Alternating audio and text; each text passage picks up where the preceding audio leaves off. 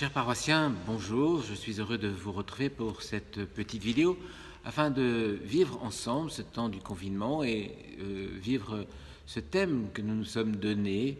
Loué sois-tu Seigneur pour notre mère la terre que tu as créée et que tu nous confies. En ce temps d'épidémie, il nous a semblé important de nous aider de l'encyclique Laudato Si pour que nous puissions comprendre l'enjeu écologique dans lequel nous sommes entraînés. Alors, le quatrième thème que je vois dans cette encyclique, c'est ce que le pape nous accuse d'être de joyeuse irresponsabilité.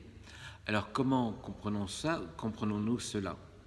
Il nous dit « Favoriser une gouvernance mondiale des enjeux écologiques est urgent. Religieux, scientifiques, écologiques ont aussi à entrer en dialogue.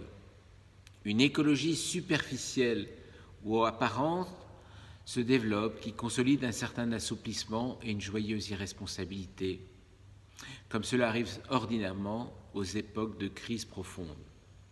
Le XXIe siècle est le théâtre d'un affaiblissement du pouvoir des États nationaux, surtout parce que la dimension économique et financière de caractère transnational tend à prédominer sur la politique.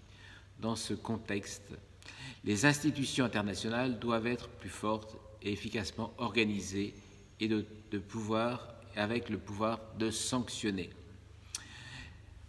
La majorité des habitants de la planète se déclarent croyantes.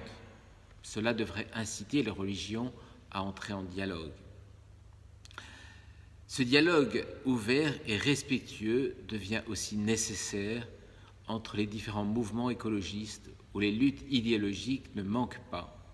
La gravité de la crise économique exige que tous nous pensions au bien commun et avancions sur un chemin de dialogue qui demande patience, ascèse et générosité, nous souvenant toujours que la réalité est supérieure à l'idée.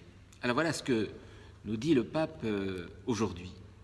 Alors cela doit nous aider à réfléchir un petit peu sur ce thème et entendre cette accusation que le pape nous fait de joyeuse irresponsabilité.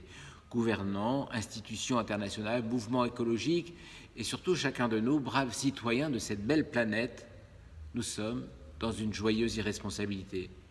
Alors, sommes-nous de doux rêveurs, irresponsables, qui refusent de regarder la réalité en face, peut-être par lâcheté, par insouciance, par souci de préserver notre petit confort, par souci financier, économique, par idéologie peut-être, ou pour toutes ces raisons?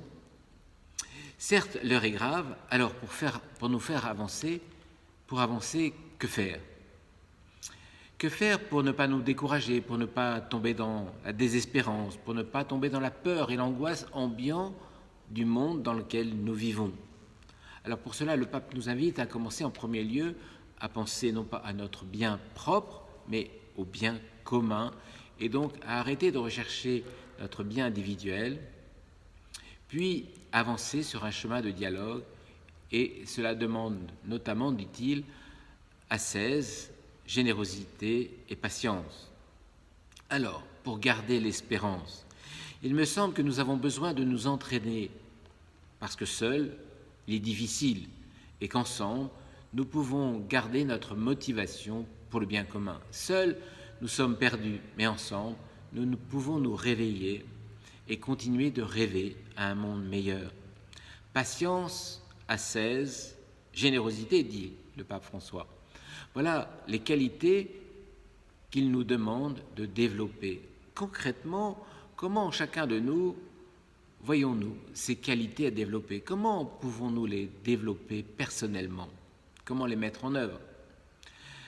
La majorité de la planète, dit-il encore, se dit croyant. Alors, que pouvons-nous faire ensemble comme croyants? L'enjeu de l'avenir de notre planète peut être une raison urgente et belle de nous rapprocher les uns des autres et de dialoguer. Joyeuse irresponsabilité ou responsable, qu'est-ce que nous voulons vivre? Voilà, bonne semaine à tous.